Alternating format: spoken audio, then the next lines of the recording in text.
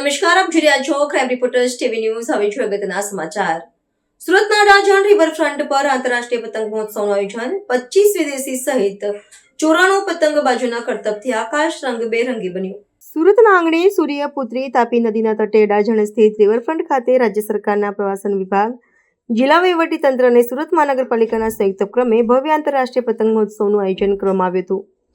ઉત્તરાયણ પર્વની ઉજવણીના ભાગરૂપે યોજાયેલા મહોત્સવમાં દેશ વિદેશના પતંગબાજોએ ઉત્સાહભેર ભાગ લીધો હતો, જેના કારણે સુરતનું આકાશ રંગબેરંગી અને અવનવા આકારોના પતંગોથી છવાઈ ગયું હતું.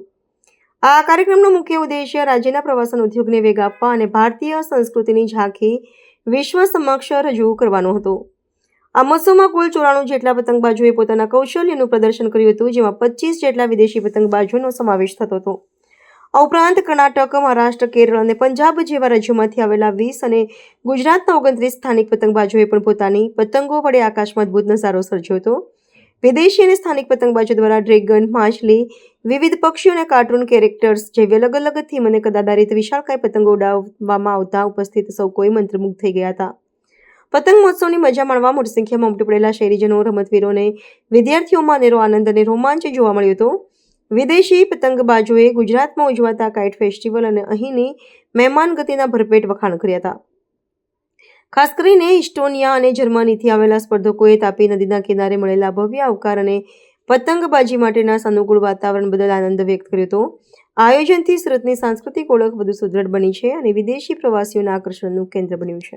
ગુજરાત ટુરિઝમ કોર્પોરેશન, સુરત મહાનગરપાલિકા અને જિલ્લા વહીવટીતંત્ર દ્વારા સંયુક્ત રીતે આંતરરાષ્ટ્રીય કાઇટ ફેસ્ટિવલ 2024નું આયોજન સુરતના આંગણે કરવામાં આવ્યું છે. ઉત્તરાયણ એટલે સૂરજની ઉત્તર તરફની ગતિ, ઉત્તરાયણ એટલે પવનની દિશાનું એક ફેરફાર, ઉત્તરાયણ એટલે ખેડૂતો માટે હાર્વેસ્ટિંગ સિઝનની શરૂઆત, ઉત્તરાયણ એટલે શિયાળાનો અંત અને ઉનાળાની શરૂઆત એક સૂચક છે. ઉત્તરાયણમાં આપ જોઈ શકો ગુજરાત અને સુરતના લોકો ખૂબ ધામધૂમથી આનંદપૂર્વક આ તહેવાર ઉજવતા હોય છે.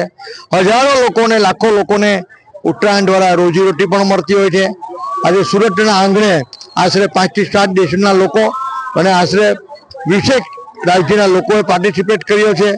તો આ બધાને હું સુરતના સાંસદ તરીકે વેલકમ કરું છું અને આવો આપણે સૌ સાથે મળીને જે પતંગ, જે જીવનનું પણ સૂચક છે, એ પતંગનો ઉત્સવ આજે ધામધૂમથી મનાવીએ.